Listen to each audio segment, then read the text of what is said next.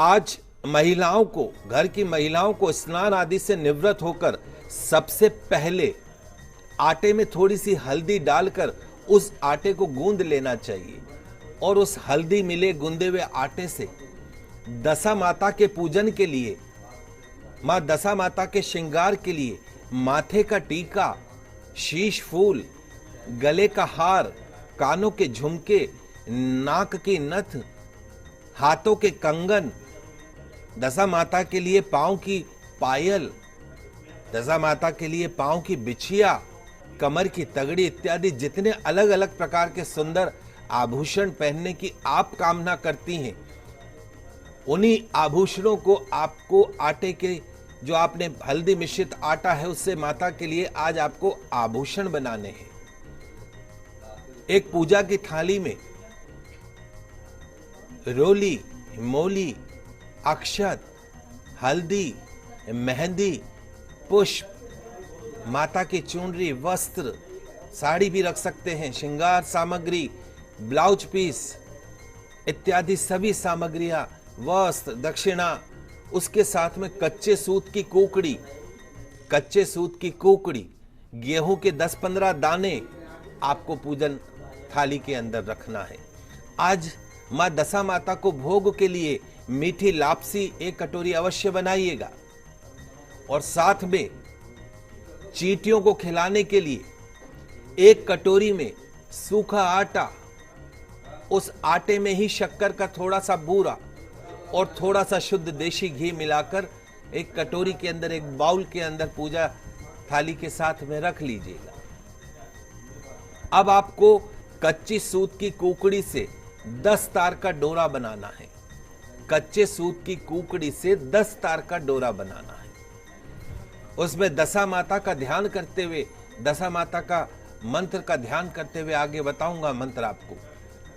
10 बराबर दूरी के ऊपर 10 गांठें लगाइएगा। दशा माता के मंत्र का ध्यान करते हुए उसमें 10 गांठें लगानी है बराबर डिस्टेंस के ऊपर।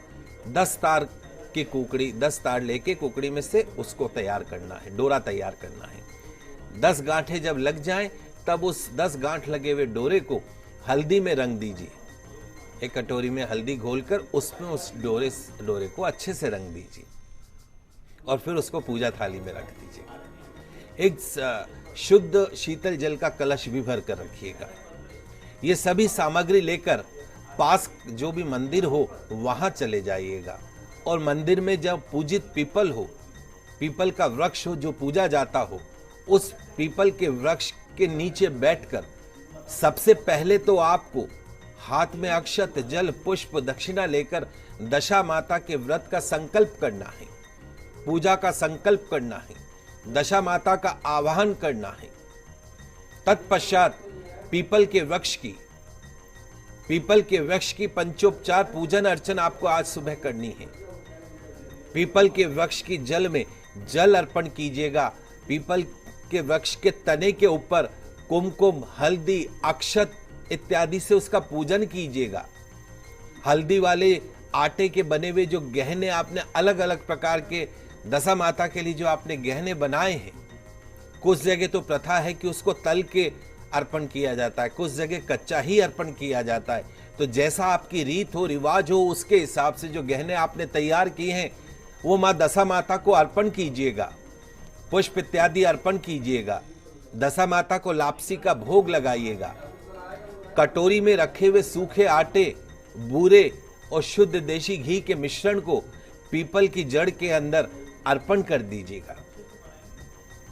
अब आपको मौली, कच्चा सूत और गेहूं के 10 दाने, मौली लच्छा जो होता है उसकी गट्टा ले लेना और कच्चा सूत कुकड़ी आपके हाथ में है, और गेहूं के 10 दाने लेकर सीधे हाथ में ये सारा सामान लेकर पीपल के वृक्ष की 10 परिक्रमा करते हुए कच्चे सूत और मौली को 10 बार पीपल के वृक्ष के तने के ऊपर लपेटना है। दशा माता का ध्यान करते हुए आपको 10 बार परिक्रमा करते हुए मौली और कुकड़ी को तने के ऊपर लपेटना है। हर परिक्रमा के साथ एक एक गेहूं का दाना पीपल की जड़ में छोड़ते जाइएगा। अब कुछ इस प्रकार 10 परिक्रमा हो गई। अब गेहूं के कुछ दाने सीधे हाथ में लेकर वही पीपल की छांव में बैठकर दशा माता की कहानी सुनिएगा, गणेश जी महाराज की कहानी सुनिएगा, पथवारी माता की कहानी समेत 5 कहानी सुनिएगा।